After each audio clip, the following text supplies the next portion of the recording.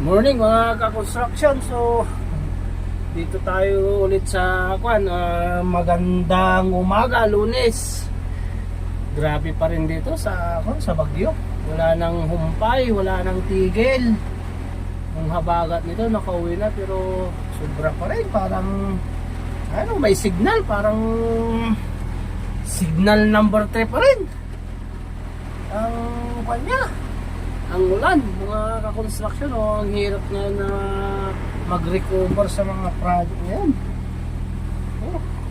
So para-paraan na lang para at least tayo mayroon tayong maipakita sa mga kliyente natin na matatrabaho kahit na umuulan. Siyempre pag wala tayong maipakita na trabaho, mga ka-construction, siyempre wala rin tayong makukulikta.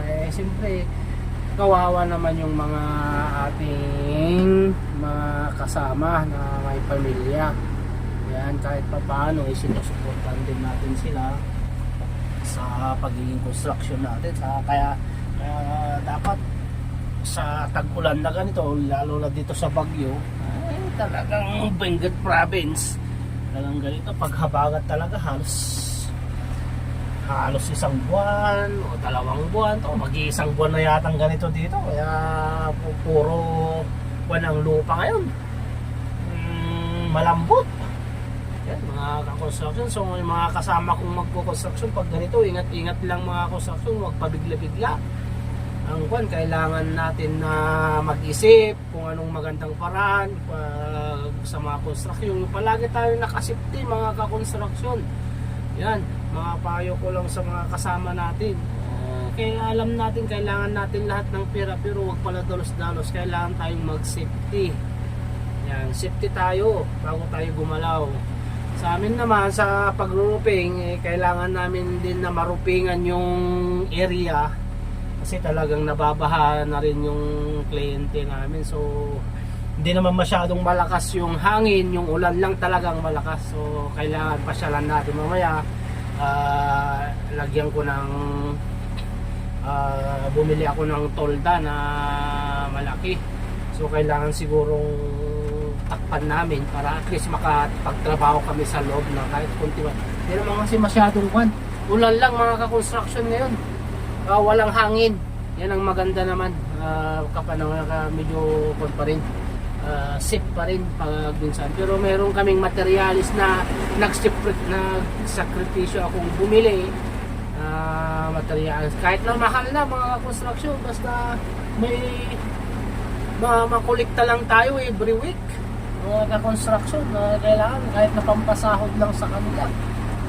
Sa mga kasama natin, mahirap naman kasi pag pinapabayaan natin sila, mawawala rin yung ating negosyo, mga ka-construction. Hindi pag wala nang ulan, wala nang trabaho, ganyan.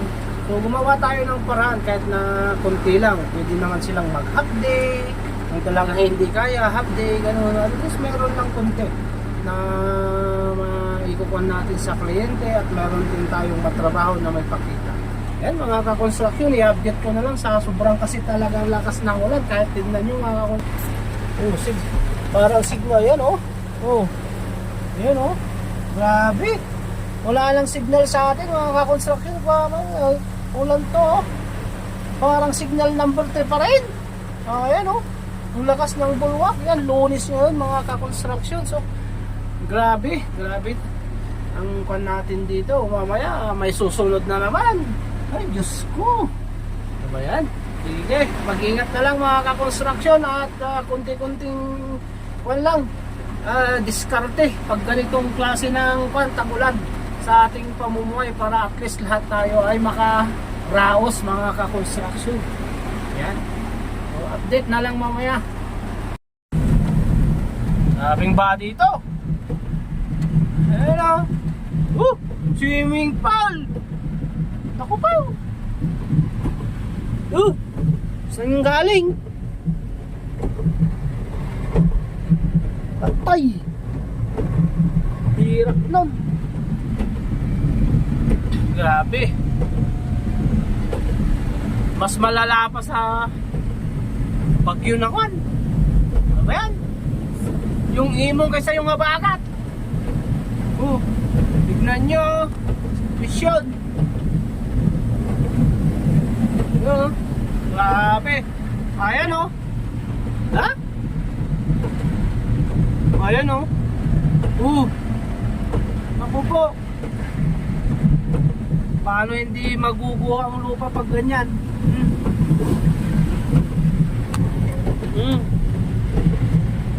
Yun. Sana. No? Dito yung mga construction talagang umaataw. Yun. Grabe. Yun. Grabe ang ulan. Oh. Yan. Ano ba yan? Oh. Mahirap.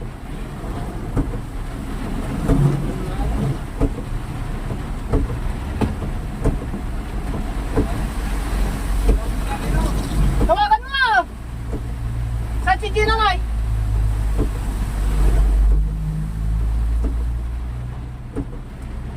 Ayan, hinihintay natin yung secretary. Ay, grabe. Yan. Construction, oh. Parang bang-bang. Oh.